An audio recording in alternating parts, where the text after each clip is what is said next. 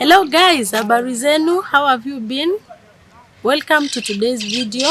Today tutakuwa tunaongelelea masuala ya barabarani. We'll be talking about road traffic accidents. Na tutakuwa tunajiuliza hasa ni nini ambacho husababisha watu kukufa wanapopata ajali za barabarani. Sio jambo geni kwako that you have heard that someone had an accident and they died on the spot.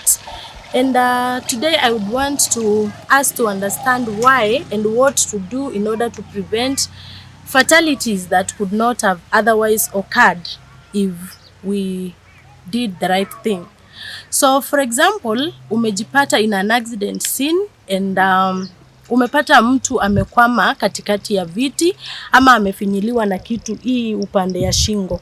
So what is advisable is usijaribu kutoa yule mtu pale unless kuna mtu trained na kuna the right equipment za kuprotect hapa kwa shingo so that you don't injure the diaphragm. Diaphragm ni hii part chini ya ribs ambayo inatusaidia kupumua. And hiyo part iko na nerve ambayo inatoka huku kwa shingo that supplies the diaphragm.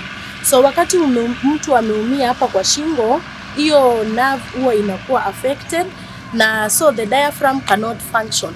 Na ndio maana unasikianga watu wakisema so and so when we got in the accident scene they were talking, wakatuambia tumsaidie, wakasema wanaumwa na hapa na pale, and the moment that you try to pull them out they die. This is because maybe you have interfered with the nerve and so you have interfered with their breathing system.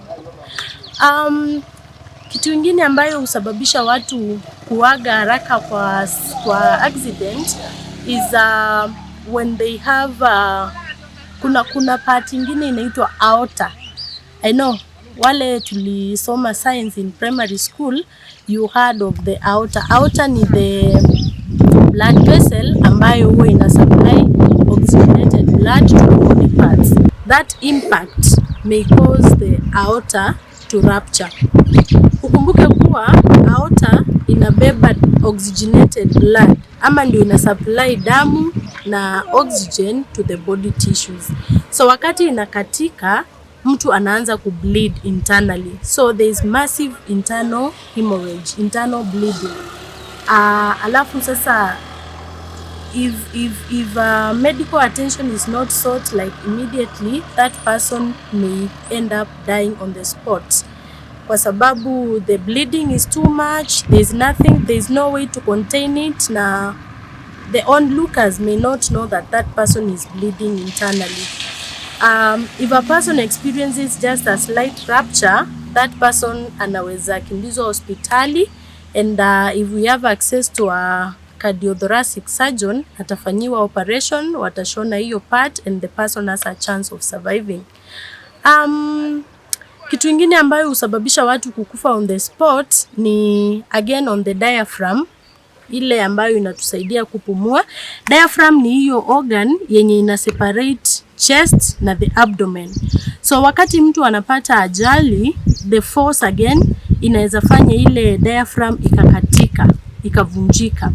And wakati inavunjika, remember ndio ina separate abdomen from the chest.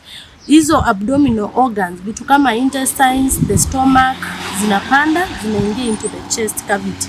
Zikiingia huko, of course mtu sasa hawezi pumua vizuri and they end up dying. Ile kitu ingine that may cause death is what we call airway obstruction, ama mtu anakuwa na choking in the airways. For example, mtu amepata trauma kwa uso, kwa kichwa and chest, na hizo the damaged body parts zikafunika their respiratory system. Sasa huyo mtu hawezi akapumua, na if that is not noted early enough, we may end up losing the patient. So kwa patient ambaye ako na airway obstruction, it is very important unajaribu kumtoa hiyo kitu ambayo imemfunika. And if you cannot do that, it is always important that you seek for professional help, because you will realize that most of the people that we lose on accident scenes do not die majorly from the accidents. Some die from poor handling, or what we may call mishandling. So if you ever find yourself in an accident scene, number 1, call the police. Number 2, seek for professional help. And as you do that, try to help those who can be helped. Wale ambao they are not trapped under the rockages, those people that unaona huyu hakuna kitu imemfinya, you can try and save their lives. Kama mtu ana bleed, try to control the bleeding. Unamfunga kitambaa ama nguo yake, you apply pressure on the pressure point, and unamfunga bandage. You can use improvise, unatumia ile kitu uko nayo, so that you prevent excessive bleeding. And